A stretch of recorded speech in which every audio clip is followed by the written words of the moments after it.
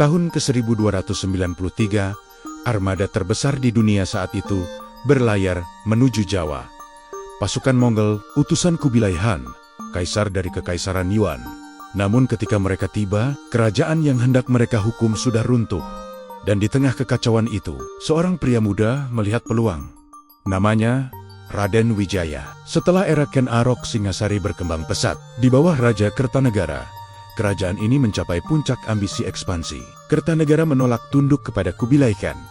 Bahkan, ia mempermalukan utusan Mongol, sebuah keputusan berani.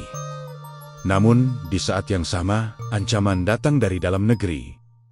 Jayakatwang, Adipati Kediri, memberontak. Tahun 1292, Singasari diserang dari dua arah. Istana runtuh, Kertanegara tewas, Singasari berakhir.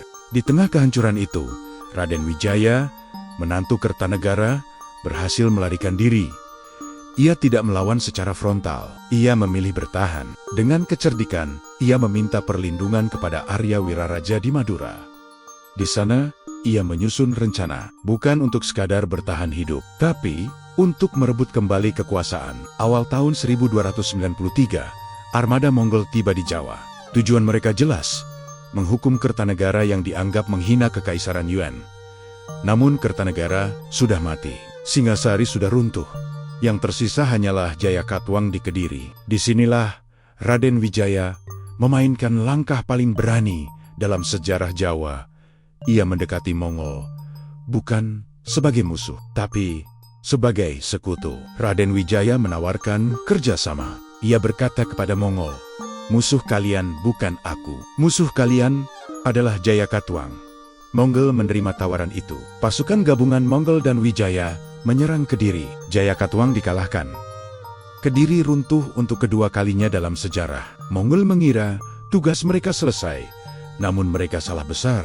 Setelah kemenangan, Raden Wijaya meminta izin kembali ke wilayahnya untuk menyiapkan upeti bagi Mongol. Mongol tidak curiga, namun saat mereka lengah, Raden Wijaya menyerang. Pasukan Mongol tidak siap menghadapi perlawanan mendadak di wilayah asing. Musim dan logistik tidak berpihak pada mereka. Armada Mongol terpaksa mundur dari Jawa, salah satu invasi terbesar dalam sejarah Asia. Gagal di tanah Jawa, dan Raden Wijaya berdiri sebagai pemenang. Di wilayah hutan Tarik, Raden Wijaya mendirikan kerajaan baru. Konon, ia menemukan buah maja yang rasanya pahit. Dari situlah nama itu muncul. Majapahit. Tahun 1293, ia dinobatkan sebagai Kertarajasa Jayawardhana.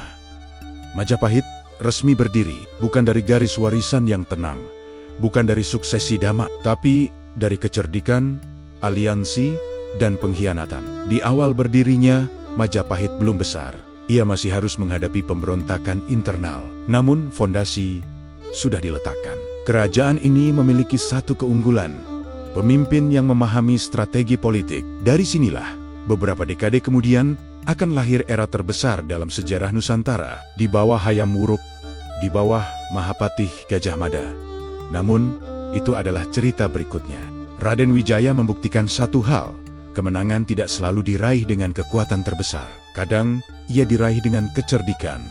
Dari puing Singasari, lahirlah Majapahit. Dan di tangan generasi berikutnya, kerajaan ini akan bermimpi menyatukan seluruh Nusantara. Di episode selanjutnya, kita akan memasuki era Majapahit, puncak kejayaan, sekaligus awal kehancuran. Sejarah Jawa mencapai puncaknya.